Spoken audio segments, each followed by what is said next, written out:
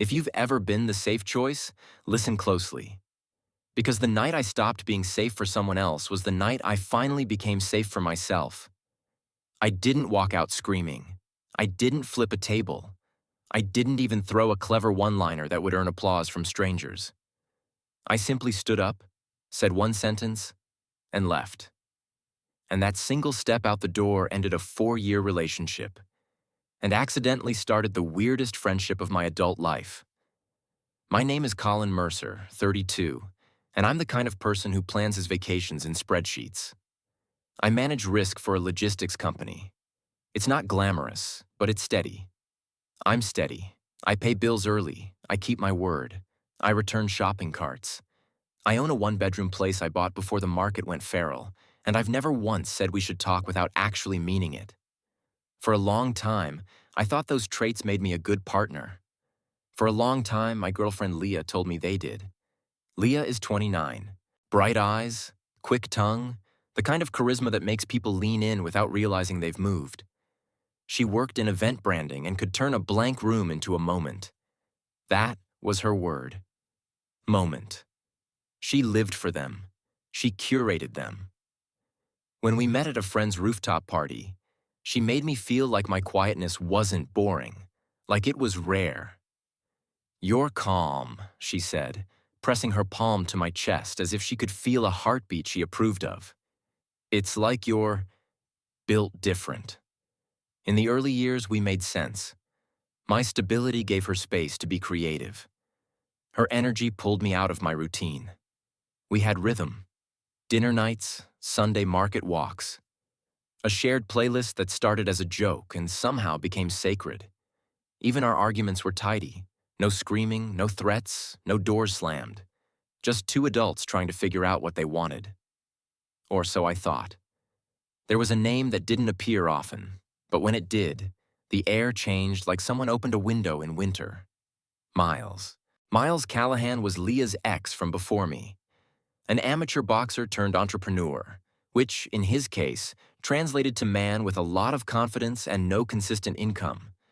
They dated on and off for years, and Leah described the relationship like it was a storm she survived and secretly missed.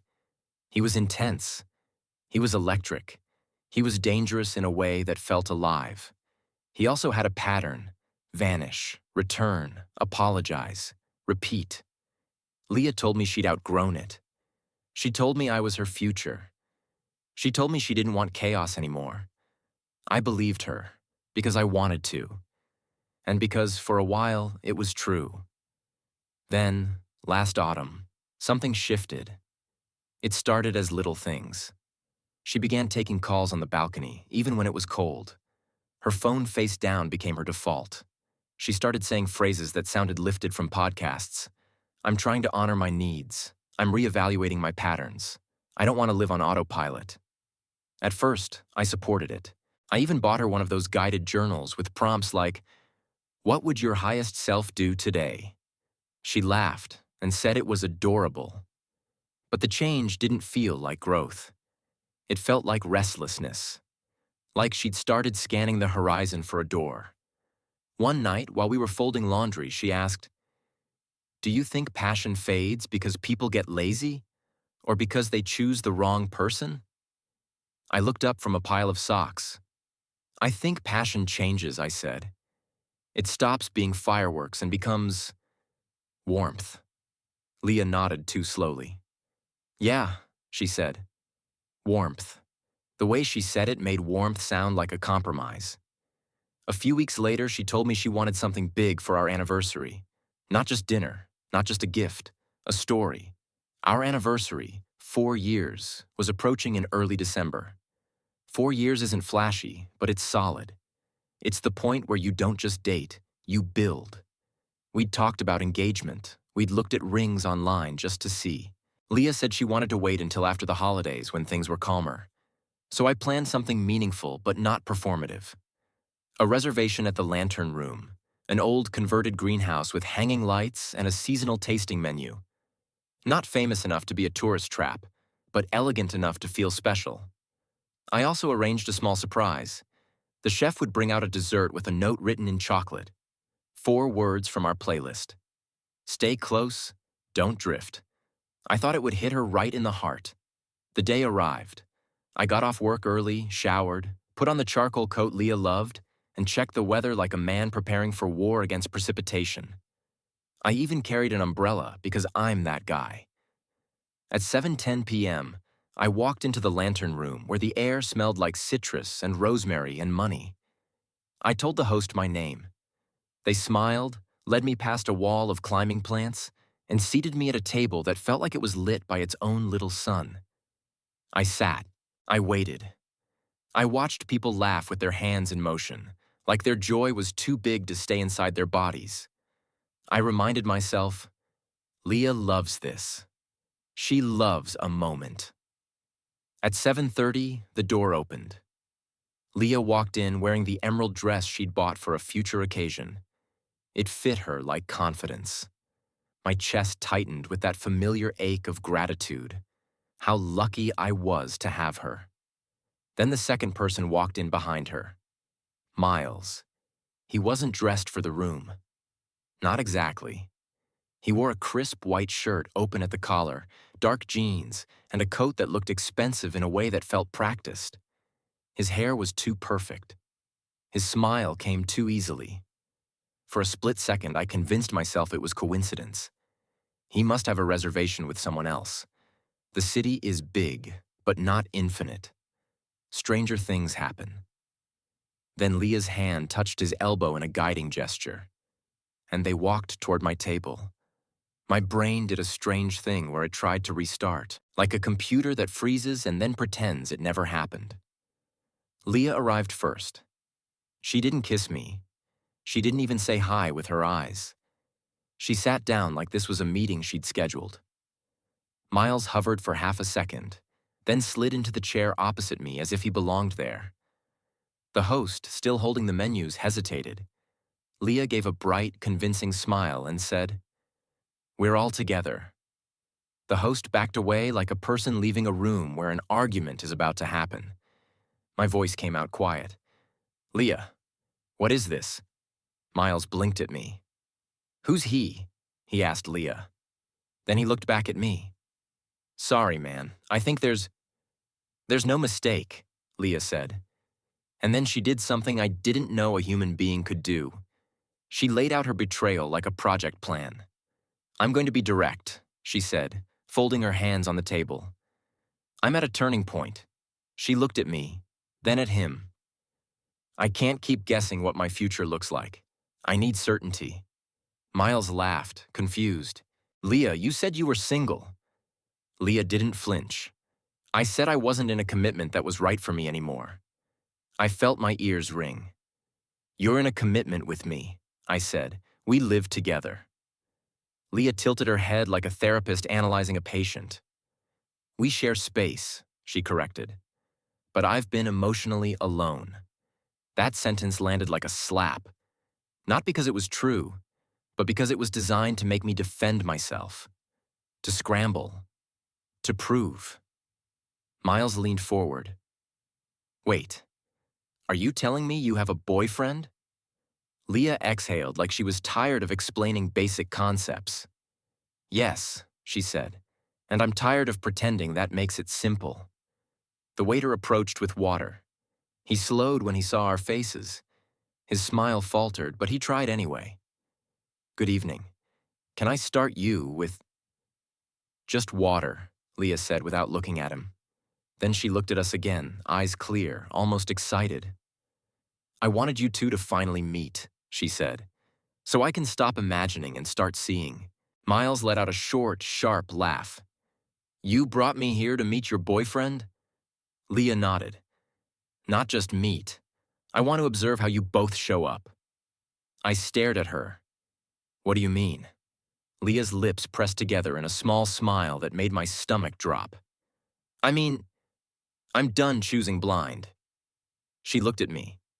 "Colin, you offer stability. You're loyal. You're consistent. But you can be emotionally safe to the point of predictability." Then she looked at Miles. "Miles, you're intense. You make me feel alive. But you've been unreliable. I don't know if you can be a partner, not a spark. She said spark like it was holy. I want to see you side by side, she continued. I want to see who fights for me, who can meet me where I am. It took a moment for the full absurdity to land. She wasn't ashamed. She wasn't even nervous. She was pleased with herself, as if she'd invented a brilliant solution to a complex problem. My first instinct wasn't anger. It was nausea. A cold, sharp disgust rose in my throat. Not at Miles, not even at myself. At her. At the way she had turned intimacy into an experiment. I looked at Miles. His face had gone pale. The confident posture slipped. He looked like a man realizing he'd walked into the wrong building and now it was on fire. Leah, he said slowly, this is insane. Leah shrugged. Is it? Or is it honest? Then she looked at me, waiting. She wanted a scene. She wanted me to become the version of myself she could label passionate. She wanted to watch me perform. I could feel it, the trap. If I got loud, she'd call me controlling. If I begged, she'd call me weak. If I argued, she'd call it proof I cared. Any reaction would feed the story she was building. So I did the only thing that didn't serve her narrative. I got calm. I reached into my coat pocket and pulled out my card holder. I slid one card out, the one attached to the reservation, and placed it on the table like I was setting down a weapon. Then I placed a single bill beside it. Not dramatic, not symbolic, just practical. Leah's eyes glittered. She leaned forward. Okay, she said softly. Say it. She thought I was about to confess something big. She thought this was the climax she'd engineered. I stood up, and in a voice steady enough to cut glass, I said, I'm not auditioning for a relationship that already exists. Leah blinked. Colin, I kept going. You don't get to treat people like options and call it honesty. I looked at Miles. He didn't know. I can see it. Miles swallowed. Man, I swear. I believe you, I said. Leah's expression tightened.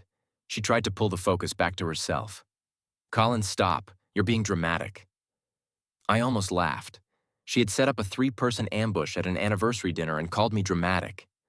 I picked up the dessert envelope I'd planned to give her, the handwritten letter inside, and tucked it back into my coat. No, I said, quieter now. This is me being done. Leah stood too, chair scraping. You can't just leave. We need to talk. We've talked for 4 years, I said. And apparently you've been talking to him too. Her face sharpened. This isn't about him. This is about me figuring out what I deserve. That word, deserve, was the final nail. It wasn't partnership. It was entitlement. I nodded once, almost politely. Then here's your clarity, I said. I'm not in the running. And I walked away. I didn't look back at the table. I didn't wait for her to chase. I headed straight to the front desk where the manager stood, eyes alert. He'd been watching the situation like someone prepared to intervene if plates started flying. Sir, he said gently, everything okay? Not really, I replied, keeping my voice low. But I'd like to separate my payment from that table. He glanced toward the dining room. Understood immediately. The reservation is under my card, I continued. Please remove it. I'll cover what I ordered. Nothing else. I slid in my actual card and pointed to the bill I'd left. That should handle the water and any inconvenience. I'm sorry.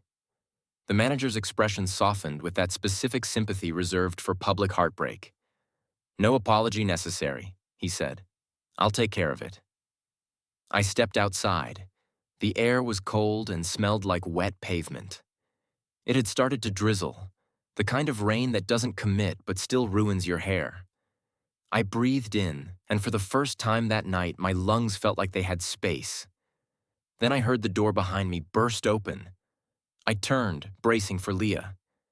Instead, Miles ran out like he'd been chased. Hey, he called, hands raised. Wait. He stopped a few feet away, breathing hard. I didn't know, he said quickly. I swear to God, I didn't know you existed. I studied his face. The panic was real. The humiliation, too. Whatever Miles was, he wasn't enjoying this. I believe you, I said. He exhaled sharply, relief mixing with disgust. She told me she'd moved out, he said. She messaged me yesterday, said she wanted closure, said she wanted to apologize. He let out a bitter laugh. Apparently her version of closure is whatever that was. I looked back at the glowing windows of the restaurant. Leah's silhouette moved inside, sharp gestures like a person trying to command reality into agreement. She's in there alone now, Miles said. Half a question. Yep, I replied. And you pulled your card? Yep. Miles barked out a laugh, surprised. That's cold. Then his smile vanished. No. Actually, that's fair. A taxi rolled past, tires whispering on wet asphalt. The city hummed. Somewhere behind glass, people ate expensive food and pretended nothing was happening. Miles rubbed his forehead.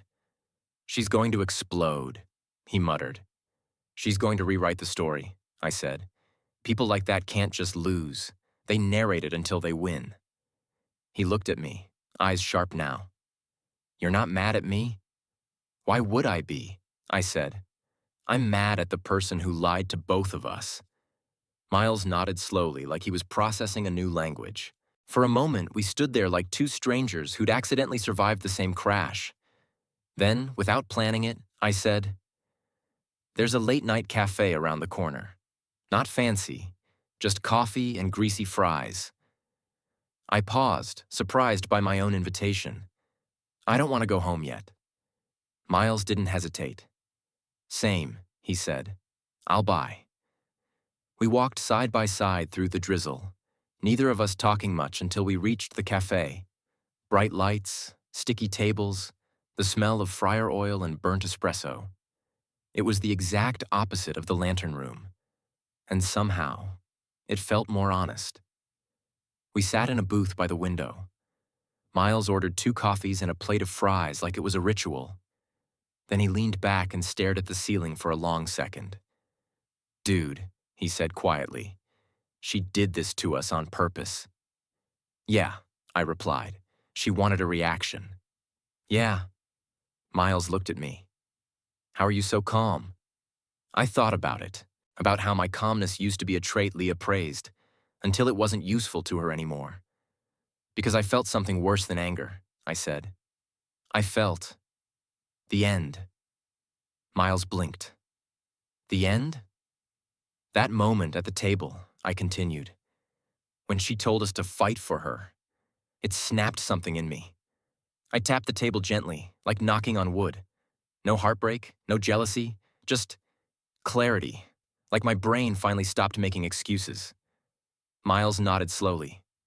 Yeah, he said, I get that. Then he smirked. Also, I didn't know she had this much corporate energy. I laughed once, short and surprised. She sounded like she was reviewing quarterly performance, I said. Miles pointed at me. Exactly. Colin offers stability but lacks excitement. Like you're a subscription plan. We ate fries and compared notes. Because when something absurd happens, your mind wants evidence it was real. And the more we compared, the uglier the pattern became. She used to compare me to other guys, Miles said, stirring his coffee. Like, why can't you be like my friend's boyfriend who has his life together? She'd shame me for not being someone else. I nodded. She compared me to you, I said. Miles would do something spontaneous. Miles understood my need for intensity. I thought she was just venting. I didn't realize she was building a scoreboard. Miles stared at me, so she wanted the best parts of both of us. Without either of our needs, I said. He let out a long breath. Damn. Our phones started lighting up like a coordinated attack. First mine, then his. We didn't answer. We just placed both phones on the table and watched the messages roll in, one after another. At first it was confusion. Where did you go? This is not funny. Pick up. Then it was bargaining. We can talk about this. I was being honest. Come back, please. Then, predictably, it split into tailored manipulation. On my phone. You're running because you're afraid you're not enough. You can't handle a woman with standards. On his phone. He's not even your type. You said that. Don't leave me with him. It was always you. You know it was. Miles' eyes widened as he read. She's telling you it was always you? He asked. Yep. And she's telling me it was always me, he said, shaking his head. We looked at each other and laughed. Not because it was funny, but because it was so textbook. It felt scripted. She's trying to keep both doors open, I said, because she can't stand one closing. Miles nodded slowly. Yeah, he said. She doesn't want a partner. She wants attention insurance. I took a sip of coffee that tasted like burnt regret. She wants to feel chosen, I said, without choosing. By midnight, the messages had turned into rage. You embarrassed me. You're pathetic. You'll regret this. I didn't respond. I didn't need to. I'd already made my decision in the most powerful way possible. By leaving. When the cafe closed, Miles and I stepped back into the cold. The rain had stopped. The streetlights reflected in puddles like little portals. At the corner, we paused.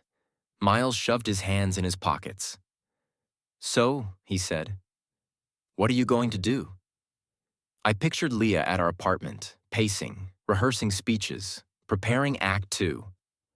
I didn't want Act 2. I didn't want to be in her theater anymore. I'm going to sleep somewhere else tonight, I said. And tomorrow, I'm ending it. Miles nodded. Good, he said simply. Then he extended his hand.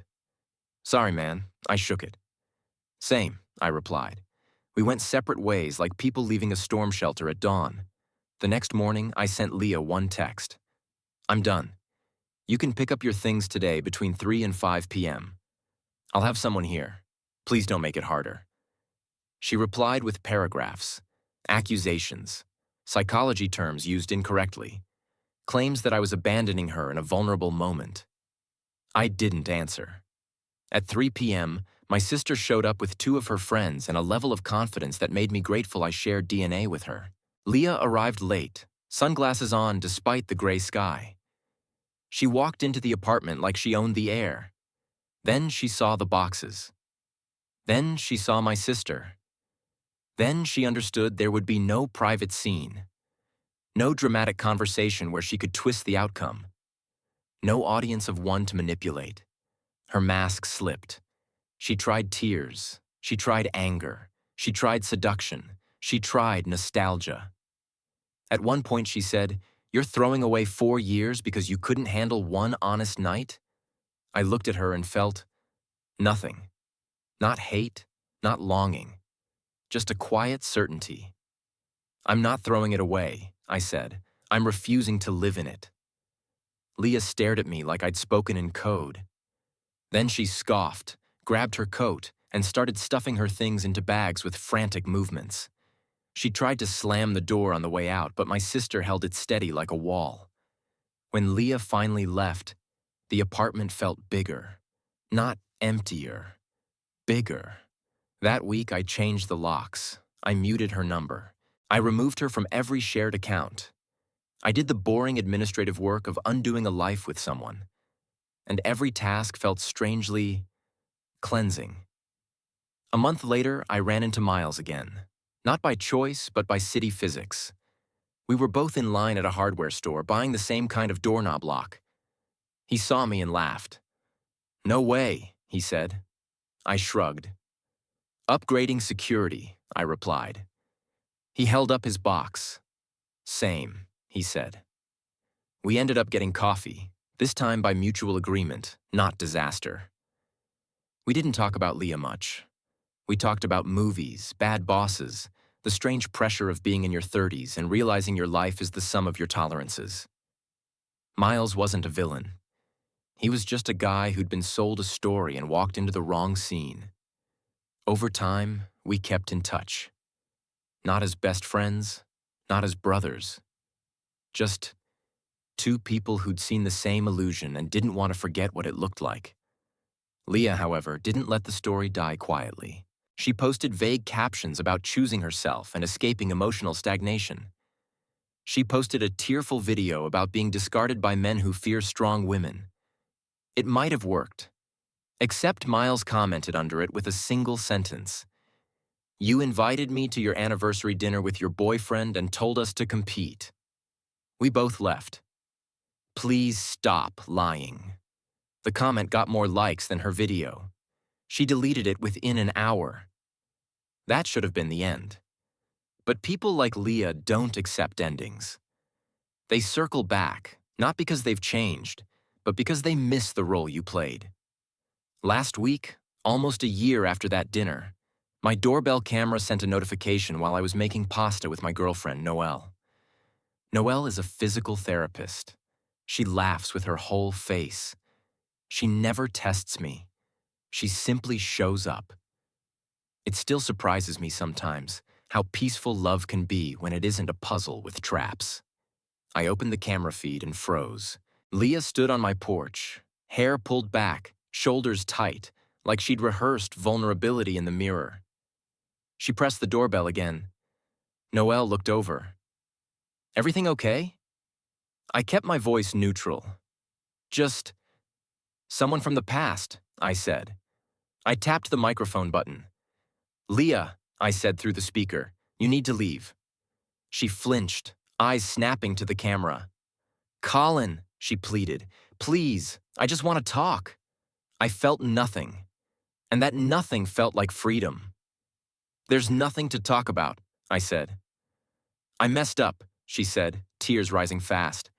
"I was confused. I was trying to figure out my life. I didn't mean—" "You meant exactly what you did," I replied. "You planned it." Her face tightened. "People make mistakes," she insisted. "You were my safe place." I stared at the screen. The phrase that once sounded like love now sounded like a job description. "There's no safe place here," I said. "Just a door you're not invited behind." Her lips trembled. She waited. She expected the old me, the me who explained, negotiated, softened. Instead, I said the final sentence.